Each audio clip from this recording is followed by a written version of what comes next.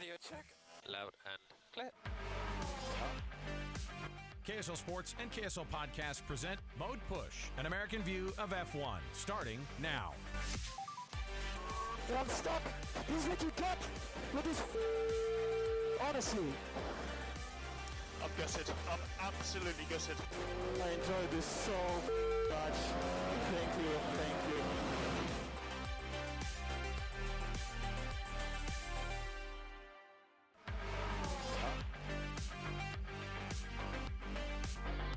All right, everybody, welcome on in. It's another edition of Mode Push, an American view of F1, the F1 podcast based right here in the good old US of A. Alex, Kirry, Dan JImenez, your team every week right here.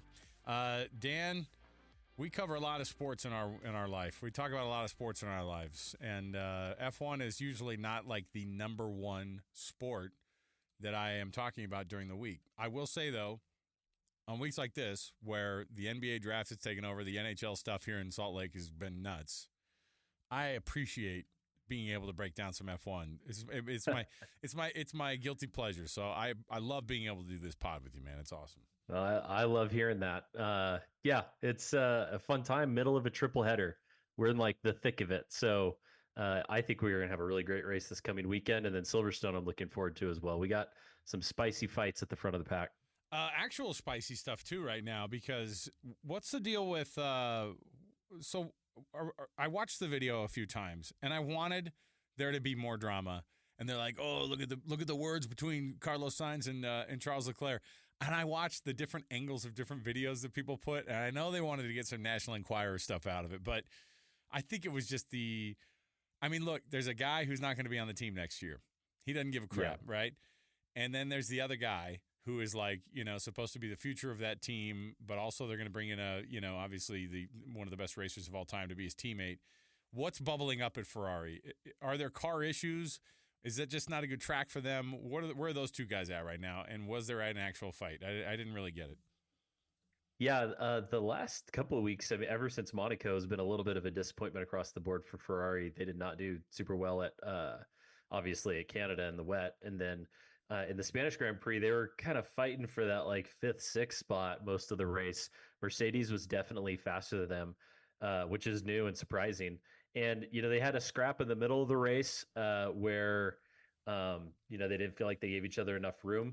Yeah, but I'm like, I watched that post race like onboard camera where they're like they're finding all the camera angles, and I was like, where is this coming from? I'm like, who has like a camera on their shoe? And it was like somebody pulled the camera footage, because that's what you buy with F1 TV, right? Like that's the downside. That's the downside, is like you could turn on a camera that F1 forgot to turn off. It's just sitting in a garage, looking at a couple of the engineers, having a cigarette by the thing or whatever. Right. Yeah, exactly. There's not much going on post race, but those guys get along so well. Like they talk about how they're actually really good friends off the track. And so if this was Ocon Gasly, I would interpret it differently. If it was Ocon anybody, buddy, come on. If it was Ocon anybody else.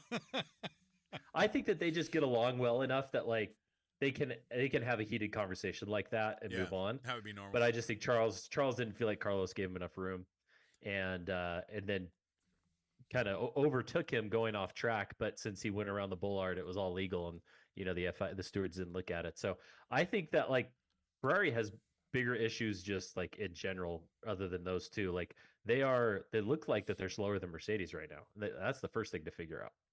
So Mercedes has figured some things out, and Red Bull seems like people are just kind of catching up to, they're a couple of years late, but they're catching up and things are kind of looking good. And Max seems to basically just on his full racing merit seems to be accomplishing what he is. So what is the actual order right now? If the season were to start again right now, what are the fastest cars on the grid? Is it still Red Bull by just a hair, or is it just Max by a hair? Like, where's McLaren and all this? Because, Lando, it's kind of funny that Lando's turned this weird corner too. He has an amazing second place, like awesome, right? Max is just kind of, trying to stop the bleeding a little bit, by the end of the race, and everyone's like, oh, if there were 5 more laps, I was like, well, that's kind of dumb, but it was a solid second place for Lando, and now he's just like, we should have won this race. That's where his brain has gotten to, which I'm glad about, because if you're at this level, you've got to be that kind of cutthroat. And I do like that Lando and Max really do like each other because it's fun to see those guys racing against one another. But where are the actual? If you were to put teams in their actual order of quickest cars on the grid right now, where would you have them? Just the car itself, I think McLaren is the fastest car on the grid. Yeah, team wise, I think McLaren's the fastest. Team wise, yeah, McLaren's the fastest. Red Bull, I think, is a very close second, and then I think Max is winning on talent right now. Yeah. Like Lando should have won that race if he hadn't screwed up the start, and he said it himself, and I think everybody agrees. But like Max is not making mistakes, and he runs a perfect race, he wins. But Sergio's so far off of Max that when you average the two of them together to try and figure out where the car itself is, it's probably, in the mix with, probably, I think, a little slower than McLaren. Third fastest car might be Mercedes right now. I listened to a really interesting interview. The F1 Beyond the Grid podcast did an interview with James Allison, the technical director at Mercedes, and talked about all of kind of their journey back to relevancy. And I think, they talk about the new front wing that Mercedes has is like enabling higher speed in all sorts of corners all around the track. And so I think they've got it together, and Ferrari might be back to fourth fastest given the last couple of weeks. Sprint qualifying obviously is just like another clown show. Yeah. From Charles' team, sending him out there with no time on the clock and the anti-stall, eating up time on the pit road, and he didn't get across the line, so he's going to start 10th. Well, the sprint qualifying, we're recording this obviously like after the sprint qualifying happened. Max 1, Lando 2, Oscar Piastri 3. And that goes along with what we've been talking about, right? With which cars might be where. It is one thing, the biggest jump over the last couple of weeks is none of the teams that we've even talked about. I don't even like talking about this team, but they have made some jumps, is Alpine, right? I mean, at the very least, they're not embarrassing themselves, in 19th and 20th now. I mean, they qualified in sprint qualifying today, 8th and 9th. Sergio Perez is barely ahead of the Alpines. I do not know what's going on. How do they sign him and then he gets worse suddenly? Normally you sign a contract and a guy shows a team why they did it, or at least they want to prove to everybody else who's criticizing him why they did it. In his case, he's not getting better at all. I don't get it. That everyone's scratching their head. And it does seem that every time I see Sergio on TV, he's next to an Alpine. Which good for Alpine. I mean, they're I guess racing side by side with the Red Bull, but Alpine, whatever they've done, good for them. They are faster than Aston Martin now, which at the beginning of the season we would have thought would have been impossible. But I would say that Alpine might be fifth fastest on the grid now. So I think that's going to make the midfield a lot more exciting. But Sergio he's lost right now for these last few. He was a second off of Max today in Q3 in sprint qualifying 3, and a second around Austria is like 2 seconds everywhere else. It's such a short. It's a minute 4. Where they ran a sub minute 5 laps today, and that is like at another track might as well be 2 seconds off of your teammate. Right. Yep. He's just absolutely getting obliterated by Max. So do we look at, I mean, obviously with the sprint race that we're going to watch, I can't imagine that it's going to be much different than the actual race itself. I mean, does the sprint qualifying and the actual race itself, in my mind, those are the qualifying sessions basically the same? And are what we're seeing like in the sprint qualifying, are we going to see a Max 1, McLaren 2-3 kind of a day? I mean, I know that George was kind of right there, but he's also, I mean, everybody else is at least 0.3 behind Max and Lando. So it's kind of interesting because Lando is like right there on Max's heels, which I love. I think it's going to be an awesome race this week if they can get all there. But this is where the strategy comes in, right? Like strategy will screw you up. You could be off the podium if you screw up even just a little bit when you're talking about Red Bull, because that's one of the things that Red Bull has better than everybody else is their strategy seems to be always on point too, not just their car. Yeah, they don't make mistakes. Rarely ever do they make mistakes at the team level. I think it's starting in Austria, starting second might be better than starting first because you don't really there's not a huge run down to the first corner and it's kind of uphill and I don't that's not the place to overtake. But turn 3, I guess, there's that huge long DRS section between turns 1 and 3.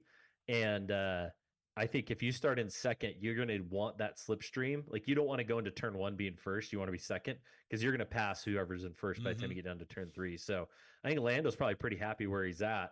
And we'll see what kind of trick, he pulls on the first lap in the sprint race. And then maybe that might influence qualifying for the main event in the afternoon to see, is it better to start second or third and pull a George Russell like last week with George's start when he got the double slipstream and was leading after, the first lap. Did you see the Yuki Tsunoda spin during sprint qualifying? Like, I've never seen a car travel that much in a spin. He spins through, I don't even know what turn it was, but it was a does a full 360, and then even starts to come around even more. No damage done. Does not hit a wall. Doesn't even go off into kind of goes off into the gravel. Because they have those strips now of the gravel traps. They're not. I'm seeing it now. Yeah. Yeah, they're not like full gravel traps. You know what I mean? Like, and so you have that kind of edge right there that if you catch it, you might be into the wall. But dude, he does a full spin. Oh no, he goes just 180 and then comes back and then. I mean, kind of no harm, no foul a little bit. He was sideways for 400 meters. Yes. Like, crazy. I can't believe that he didn't go off the track. No grass. He didn't hit a wall. And I'm sure our RB Visa cash card team is very excited that he did not put it into the wall. But that last corner, the gravel strip you're just talking about, the reason they did that is this was the race last year where they had like 1,000 penalties for people going out of bounds at that corner. Just the way that it's built and the geometries, it's really advantageous to go as wide as possible on the exit. So like they did the logical thing, which is, okay, if you don't want people to go out of bounds, then make it punitive to speed to go out of bounds. So they put a gravel trap right there at exactly whatever like the 2 meter distance is from the edge of the racing line or the racetrack. So it seems like it's self-police so far, and nobody, I don't think, has had any times deleted, or they haven't needed to, because now you just don't run into the gravel, which I think is the obvious solution for any other track too that has this problem. Hey, explain a little bit of what the anti-stall issue was with. How does that work? Like with what happened to Charles today in the sprint qualifying.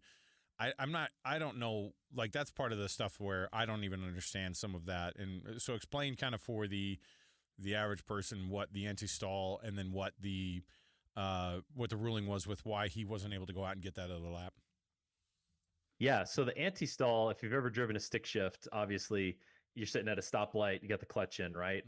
If you're kind of coming to slowly to you're coming up on a stoplight, so you're braking and you put the clutch in. If you didn't put the clutch in, by the time you come to the stop, your engine would die, right? Because it doesn't have enough torque there to keep the engine going. So that's what the anti-stall is. Basically, he's coming down the pit lane.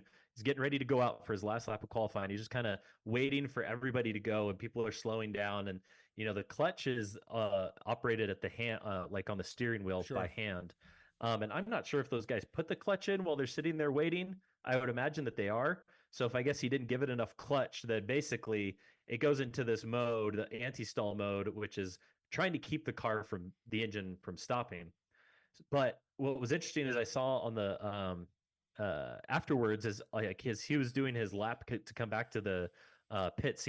Charles asks the race engineer, like, what was that? And like, oh, well, we hit the anti-stall. And he's like, well, the anti-stall doesn't stop the engine, and the engine stops. So it had to have been something else. So they didn't even respond to him over the radio. So it was maybe, it seems like it just wasn't just that it was maybe a bigger issue with something with the electronics or with the motor, or who really knows. But the rule is in qualifying that you have to start your lap before the end of the qualifying session.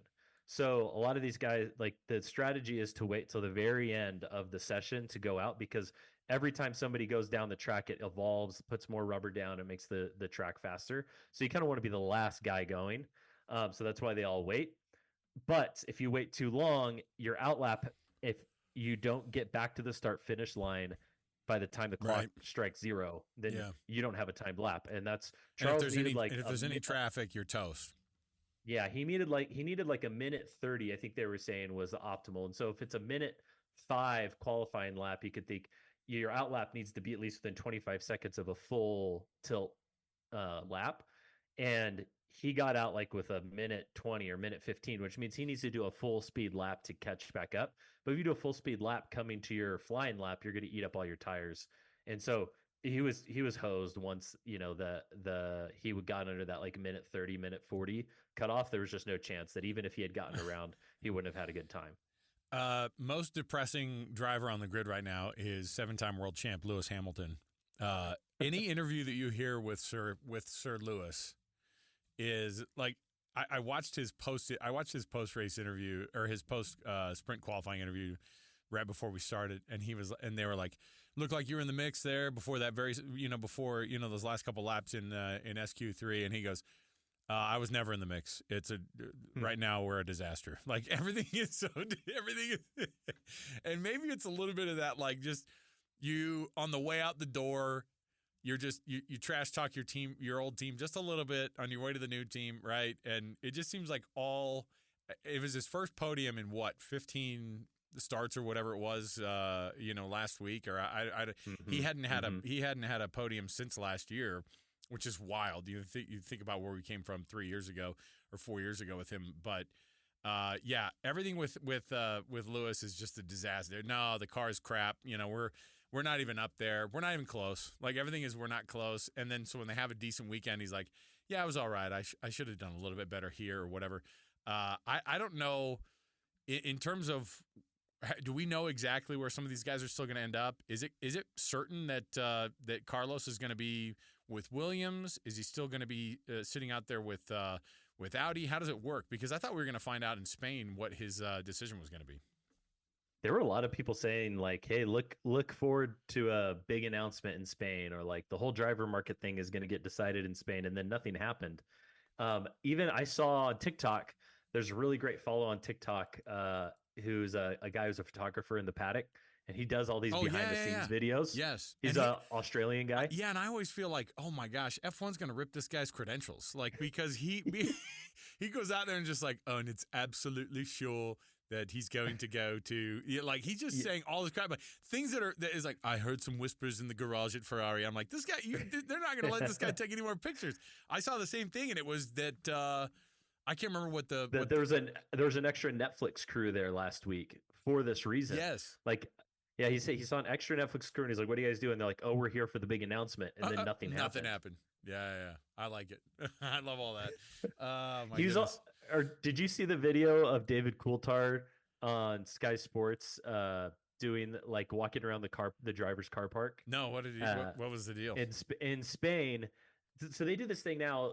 DC does it. I've seen other people do it, where they like walk through the driver's parking lot. It's like a fake. It's like cars. It's like a fake each driver. Yeah. It's like a fake grid walk, but they're rating the cars that they parked in. Yeah, like who came and drove. Well, there was one that was parked, and there was a bollard or whatever, a post, and the car was nosed into it and touching the post. Oh boy! And DC's like, I'll give you one guess on the broadcast. I'll give you one guess who this is.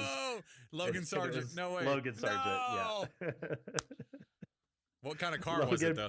Was it a was it a Honda Civic? It was something nice. I think it was a Mercedes. It was like a Mercedes sedan. Well, yeah, I think that normally it's like whoever the engine like manufacturer is, that typically ends up being the one, like, because they're not going to let.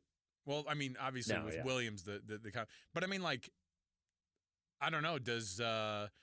I know that Oscar and Lando both have McLarens, but I don't think they drive those to the track anywhere. Like, I don't know if that's what they do. Most of the time, I've seen Ferrari shows up in Ferraris like in Italy, but like most of the time it's just like whatever the car is that they get. It's like a rental car most of the time. Yeah, it's like they slap an F1 like logo on the side or whatever, and then that's about it. I did see that Daniel Ricciardo drove a Ford Raptor R to Canada. Of course. Because he loves American stuff. And I know. I was going to say, like, yeah, and you're close enough to America that you can get that. You can get that one there. Yeah. You don't see that truck in Austria very often. No. All right, let's do this. Let's do our reality podiums and then our dream podiums, the ones that we kind of hope are happen. So, we've been doing this last few weeks here, and I have not been close in any of mine. So I'm gonna make sure we write them down here so that we have to stay on top of whether or not we actually were close to those or not. So, Nice. give me a reality podium and then your dream podium, and I'll do the same. I'm gonna go Max, Lando, George Russell on the reality podium. Okay. And the dream podium, I'm gonna go Oscar with his first win. Oh, look at that! I like it. Oscar, Lando, so it's going to be a 1-2 McLaren, and let's throw a Lewis gets up there and gets a podium. Oscar, Lando, second podium in a row. So you've got a double McLaren 1-2. So what happens to Max then to get to that point? Oh man, yeah, goes off track. Something. Yeah, I mean he had engine trouble. No, it wasn't engine trouble. He in the first practice his car died on the front stretch, and he had they caused a red flag because I guess he hit the rumble strips too hard somewhere, and it like dislodged an oil pressure sensor or something. So I mean they don't often have mechanical issues, and they've already had one this weekend. Yeah, it's interesting. I mean that was the first time that there was any hope, right? You had Carlos Sainz get that win was it in Australia that he won when Max when Max's car went out on that first lap. So okay, here's my reality podium. I'm gonna go Max, Lando, and somehow Carlos Sainz, right? Mm-hmm. And then I'm gonna go Lando, George, and then Oscar for my dream podium. Okay, and again, that's a tough one because you're taking Max out of the equation. Both of our dream podiums are Max doesn't finish the race, a DNF for Default. Max, and it's not because I don't like Max. It's just more fun right now in F1 if things get a little bit more close that way. I mean, the reality is that Lando is I don't know how many points away from Max in the actual driver standings, but it's not impossible, and there are a million races left. By the way, like it's gonna be quite a haul the next couple of weeks. Like they're gonna have to figure a lot of stuff out because the weekends after weekends after weekends that you race, and on top of it, when you throw the sprint races in, I feel like that's an even more like calorie burner for these teams to have to figure a bunch of stuff out, and so that makes it more interesting at least. Yeah, Lando just passed Charles in the driver's standing, so he's second with 150 points, and Max is at 219. So he's and maybe it's not as close. 69 points ahead. So you'd have to get a few Max DNFs, and Lando wins, I think, for him to catch up. It's not impossible. Yeah. What about the team standings though? Team standings are a lot closer. Yeah, that's just what I was going to ask. Yeah, so it's only a 60-point gap between Ferrari and Red Bull, but that's much they're more. They're catching them fast. Yeah, that's much more Sergio's doable. Bringing nothing. Exactly, that's much more doable when your second driver gets 1 or 2 points every week, like or zero. Yeah. Goes out in Q3. Okay, well, that's how we're gonna do it. We're gonna go with all that, and then we're gonna put a button on it there and just kind of figure out what the rest of the race. But I loved the sprint qualifying today. It was fun. There was a lot going on, and it was the usual guys at the top of the sheet, but. We're going to break it down for you next week, and then we'll give you a preview also for is it Silverstone next week? Is that the third of the triple header? Look at that. Yep, British GP. Heading back to Great Britain for the British Grand Prix, and it's going to be a lot of fun. So for Dan JImenez, I'm Alex Kirry. Thanks for being with us. Dan, thanks again, man. We'll chat with you next week. Looking forward to it. There you go. We'll come back. KSL Sports, KSL Podcast. This is Mode Push. We'll see you next week, everybody.